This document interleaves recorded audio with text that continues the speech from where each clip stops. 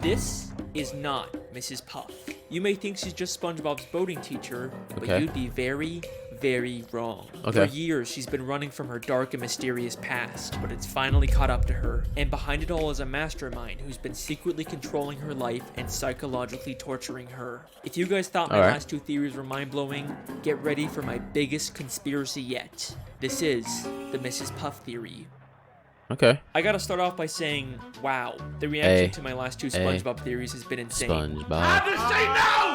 How does she know? Squilliam, you lying, deceiving, who is that handsome young devil? I'm glad you guys are enjoying my ridiculously deep dives that was into so the cringe. show. I mean, I have to watch so much SpongeBob and read so much of the Wikipedia to put these theories together, but it's worth it because the writers they got a actually take the SpongeBob time to set these Wikipedia. things up. What the fuck Now, type a lot of shit? people have been asking, Alex, how do you come up with these crazy conspiracy theories? Well, I always start these theories by looking for the moments in the show that seem to be implying more than they're letting on. Like I've said before, SpongeBob is a weird show with lots of abstract humor, but I can usually understand the intent the writers had behind a weird joke. But then there's stuff like this.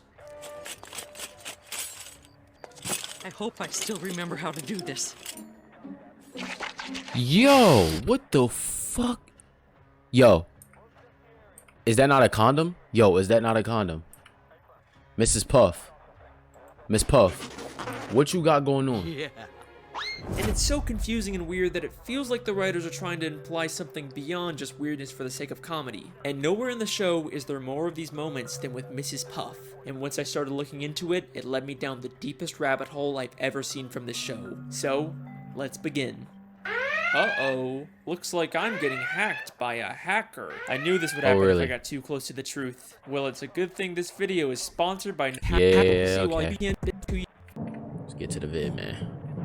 Not gonna waste no time with this. We got 30 minutes on this Mrs. shit. Puff is a boating school teacher in Bikini Bottom. She's passed all of her students except for one, SpongeBob SquarePants. He's taken her driver's test hundreds of times and he always ends up failing it and causing destruction and chaos that usually ends up with Mrs. Puff going to jail, despite it not really being her fault. We also know that she was once married, but her husband was killed by fishermen. That's my driving teacher, Mrs. Puff. Mrs. Puff? Oh, she's married. Oh no, Mr. Krabs, she's single. Then what happened to Mr. Puff? She doesn't like to talk about it. Throughout the show, there are moments like this that seem to be hinting at her having a dark, mysterious past. And in Season 2, Episode 10, No Free Rides, we get the biggest clue about who Mrs. Puff really is. After SpongeBob fails the driving test yet again, Mrs. Puff has just had it with him and ends up just giving up and giving him his license even though he never really passed. She quickly realizes that this is a horrible idea and he'll probably end up destroying the entire town.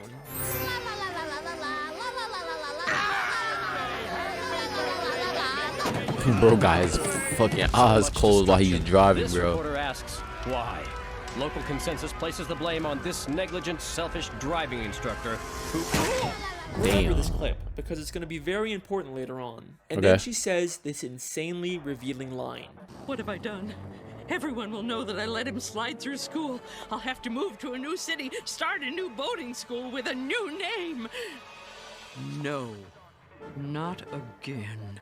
No, yo, you know what's again. crazy? I never really noticed that while watching SpongeBob, bro. And I watched every single episode, bro. It's like they're just begging someone to make a theory about this. So we now know Mrs. Puff was originally from a different town. She used to own a different boating school, and Mrs. she was Puff under a isn't different even name. her real name. Yeah, there's something in her past that she ran away from. Now, there's been some debate over whether she's actually referring to a new name for herself or for her boating school, but I do think she's talking about her own name. Because if she's trying to run away from something in her past, she wouldn't start a new boating school with her real name in the title. Now, when she says again, I don't think she's just referring to starting a new life. Everyone will know that I let him slide through school. Not again. I think at her previous boating school, she had a terrible student just like SpongeBob who she prematurely gave a license to, and it led to something so terrible happening that she had to run away and start a whole new life. In Season 3, Episode 5, Doing Time, we get a flashback to when she first opened up the school. Where did I go wrong? With the opening of my new boating school, I pledge that as long as a student is willing to learn, I shall never give up. Hi, I'm SpongeBob SquarePants. With the opening of this new boating school, let's keep in mind that this is not her first boating school. Maybe the whole reason she's making this pledge now at her second school is because she gave up on a student at her previous school, and that led to her having to run away and start a new life. She's pledging to never make the same mistake again. Now let's skip ahead to one of the newer episodes. Season 12, episode 21, Lighthouse Louie, where Mrs. Puff has SpongeBob organize all the stuff she keeps in the school's lighthouse. There's lots of interesting things hidden in the background, but the first thing that caught my eye was this file labeled Mrs. Puff. It makes sense for a teacher to have files on all their students, but why would she have a file about herself? But let's remember, she's not Mrs. Puff. That's a fake identity she created, and I'm willing to bet all of her fake identification documents are in this file. Back in No Free Rides, she just gives SpongeBob a license that she already had for him. So she clearly makes these licenses and would probably know how to make fake identifications. But that's not the only hint about Mrs. Puff's past in this lighthouse. There is something in here that directly confirms all of this. As SpongeBob swallows all of Mrs. Puff's junk, we see something very interesting for only a few frames. Deranged boat teacher makes getaway. 10 seasons later, and the creators are still hiding stuff about Mrs. Puff fleeing her old life. It might not look like it at first, but we actually get a ton of new information from this newspaper. This is from the New Kelp Post, which tells us Mrs. Puff originally lived in New Kelp City. Then there's a caption that reads, "Distracts authorities with balloon animals." And do you remember that clip from the beginning? I hope I still remember how to do this. Yeah.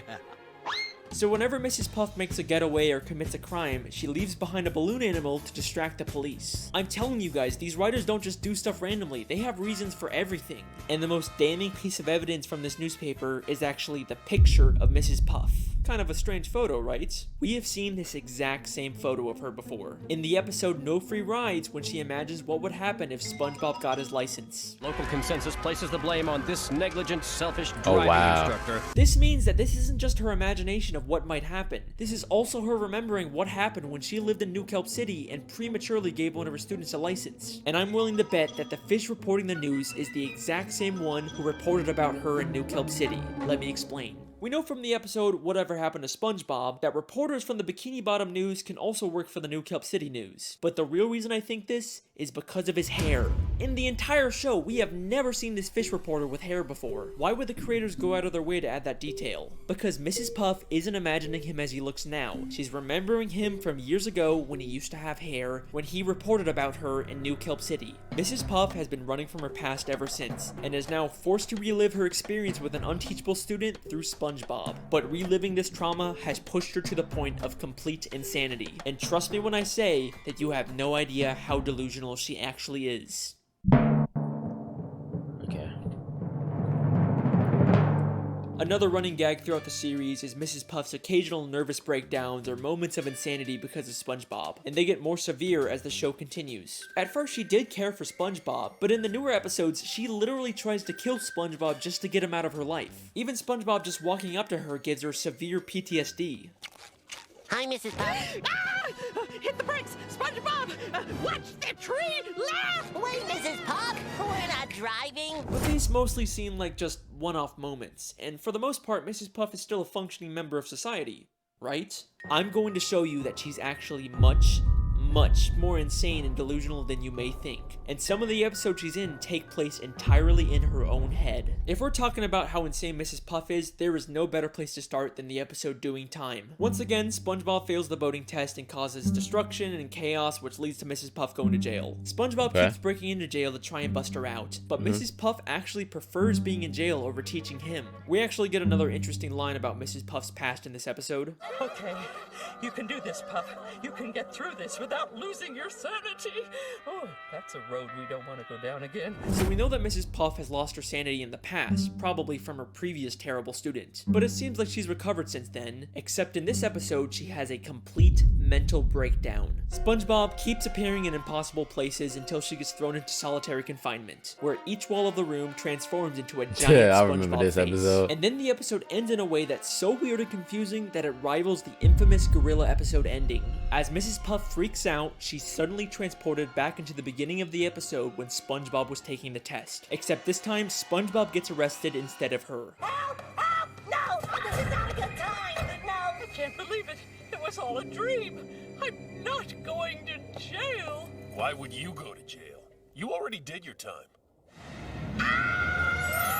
Oh, wow. Yo, I never really noticed that, bro. So what's really going on in this episode? Was the ending all in her head? Is Mrs. Puff just caught in an endless loop? I think this entire episode is inside of Mrs. Puff's head, and she's actually on the outside the whole time, but she's been imagining herself inside of prison. I can explain. Listen closely to what the police officer tells Mrs. Puff. I'm not going to jail. Why would you go to jail? You already did your time. Why would you go to jail? You already did your time. And then revealing she's still in a prison uniform despite being on the outside. So this scene is obviously inside of her head, which means everything we see is symbolic. And if we can understand the symbolism of it, we can understand what's really going on with Mrs. Puff. Notice how she's suddenly wearing a black and white striped prison uniform, even though the entire episode she's been wearing this orange jumpsuit. Why would the creators go to the extra effort to draw a whole new prison uniform for her? Well, we've seen her wear this black and white prison uniform before, the very first time she went to prison back in Season 1, Episode 7, Hall Monitor. So when the police officer says, "You've already done your time," he's referring to the first time she went to jail. But why is she still wearing that uniform outside of prison? Well, she may have gotten out of jail, but she was by no means free. Having to teach SpongeBob is a prison in itself, and she manifests that by believing she's in jail and wearing a prison uniform despite being on the outside. This entire episode, every time SpongeBob magically appears, is all inside of her head. She is completely delusional, and hints that she's experiencing these hallucinations don't stop there. Just 6 episodes later, she goes to a house party SpongeBob throws, and while everyone is talking and having a good time, in the background we see she's literally sitting by herself talking to an ice sculpture of SpongeBob. You can't tell me this isn't intentional. I mean, look at this. Now, back in the episode No Free Rides, there is a very strange picture inside of Mrs. Puff's home. It's a picture of Mrs. Puff inside of a picture of Mrs. Puff inside of a picture of Mrs. Puff, creating an infinite loop. This is something that has confused SpongeBob fans for years. But like everything in the show, there is a reason for it being there. One of the SpongeBob storyboard artists actually called it the biggest mystery in the entire show. If you think about it, this is just like the end of Doing Time, where she's stuck in an infinite loop of SpongeBob failing the driving test. Because it's all symbolic of what her life is, just an endless cycle of SpongeBob taking the test and failing, and no matter what she does to try and escape, she always ends up back in the same place at the end of the episode. So this picture is another symbolic manifestation of what she's feeling. We even see another one of these pictures all the way in Season 9, Episode 5, Bumper to Bumper. This is something that the show is consistently alluding to. Mrs. Puff is an unreliable narrator, and anything we see with her could potentially all be inside of her own head. In fact, I believe I found another episode that takes place inside of her head. In Season 9, Episode 17, SpongeBob Long Pants, SpongeBob goes to a different boating instructor and actually gets his license. But as soon as he does, we briefly cut to Mrs. Puff waking up. You pass. I finally got my driver's license! Lock your doors, bar your windows, it's the end of the world! Now, this seems like it's probably just a throwaway gag where Mrs. Puff somehow senses that SpongeBob got his license, and it causes her to wake up and freak out. You know, it's a good bit, it's funny, but I have a question. If the joke is that she's supposed to be waking up at the exact time SpongeBob gets his license, how come she wakes up at night when SpongeBob clearly gets his license during the day? Because this entire episode actually takes place inside of Mrs. Puff's head, and this is the only part of the episode in the real world.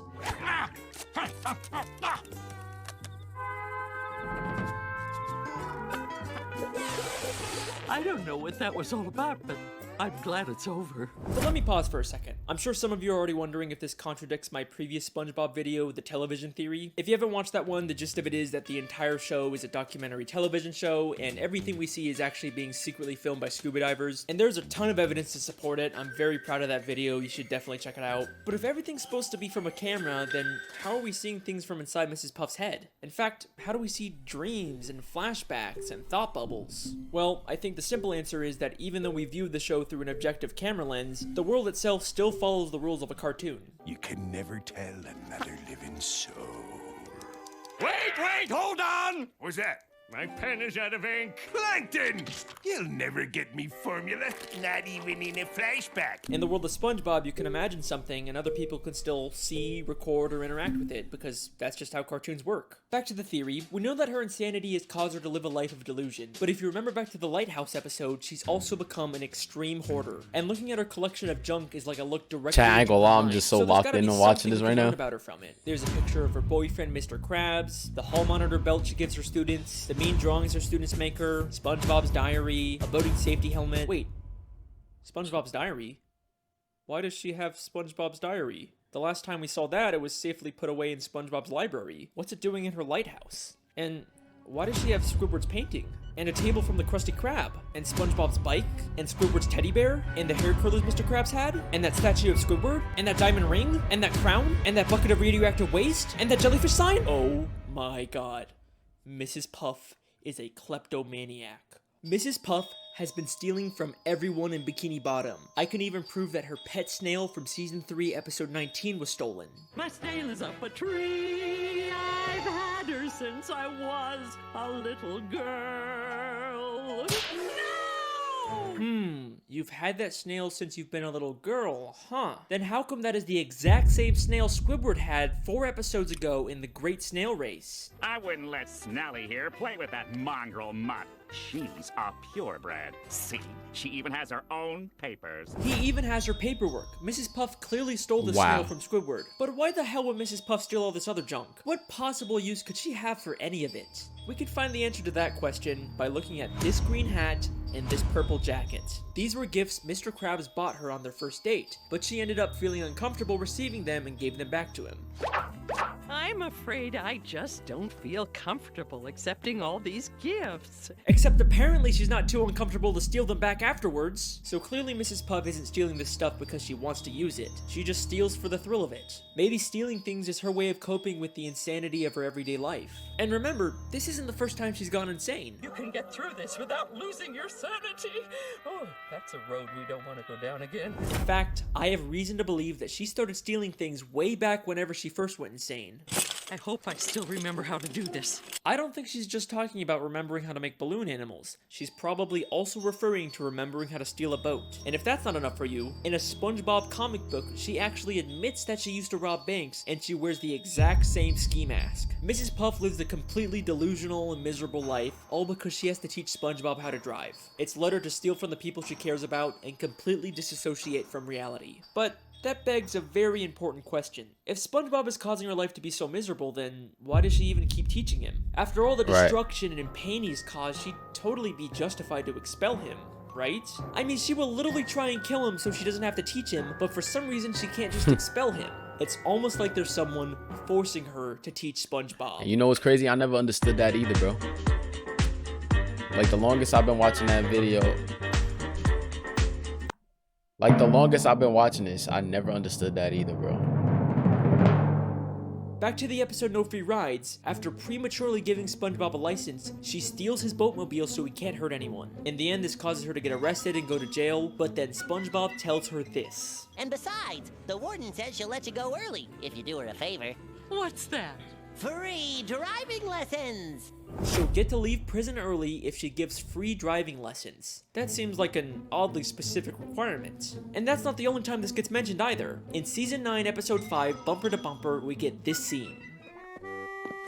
If only SpongeBob could pass his boating test, he'd be out of my life once and for all.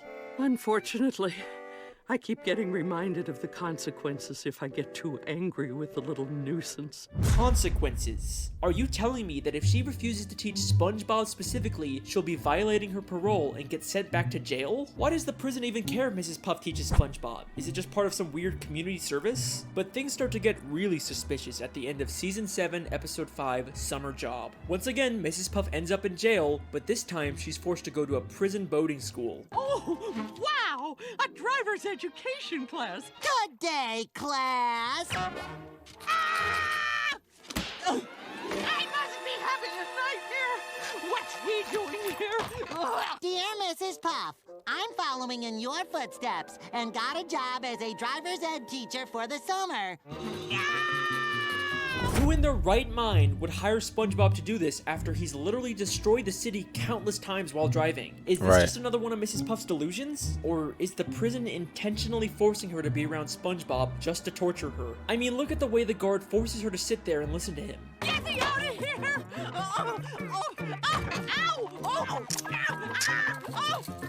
And look at that evil smile he has as he watches her endure the torture. There is something very strange going on with this prison. Then, in Season 10, Episode 8, The Getaway, Mrs. Puff meets a criminal named Dorsal Dan and starts to get romantic feelings for him. This is also while she's still dating Mr. Krabs. Shame on you, Mrs. Puff. At the end of the episode, they both accidentally land in prison, and the warden puts him in solitary confinement. I know what I'm talking about, too. I found this one pulling up outside the prison. Dorsal Dan, a notorious getaway driver. Toss him the clink. I'll wait for you, my little tenderfoot. In or out of jail, this prison will stop at nothing to make sure she is alone and miserable. But why? Who's behind all of this? Why would anyone care this much about torturing Mrs. Puff? Who's the mastermind pulling the strings? Well, maybe it has something to do with her old life in New Kelp City. Maybe she crossed someone and they've been plotting their revenge ever since. But I've looked in every single frame of New Kelp City, and there is nothing connecting it back to the prison. I've looked literally everywhere, and there's not a single person from the city that has anything to do with Mrs. Puff. Well, I mean, maybe except for SpongeBob. the literal warden of the prison she's being kept in! He may be hiding slightly off screen, but that is clearly the same warden of the Bikini Bottom prison. And this isn't some random background character that the show reuses all the time. He is a very distinct character. You can call me out on the Squilliam video all you want, but not this time. But wait a second. If the warden was originally from New Kelp City, then he'd probably know about Mrs. Puff's dark past and her true identity. So why hasn't he exposed her? He's just kept quiet about the fact that one of his inmates is living a completely false identity. She'd probably even get more prison time when they find out who she really is, so why hasn't he said anything? This is where things get very interesting. So, we know Mrs. Puff prematurely gave a student at her original boating school a license, and that led to them causing chaos and destruction. Maybe this student accidentally did something terrible to the warden, and he's blamed Mrs. Puff ever since. Whatever happened was so terrible that it caused him to move to Bikini Bottom and get a job as the warden of the town's prison. And to his surprise, he finds out that one of his inmates is actually the person he blames for that terrible thing happening. This works out perfectly for him. He can finally get his revenge on Mrs. Puff by making her life miserable. All he has to do is reveal her dark secret, and she'll be stuck in jail for much longer. Oh, wow. Except for one small issue with his plan. Mrs. Puff actually likes being in prison. One day down, 2,528 to go. Oh, that's just shy of 4 years without SpongeBob.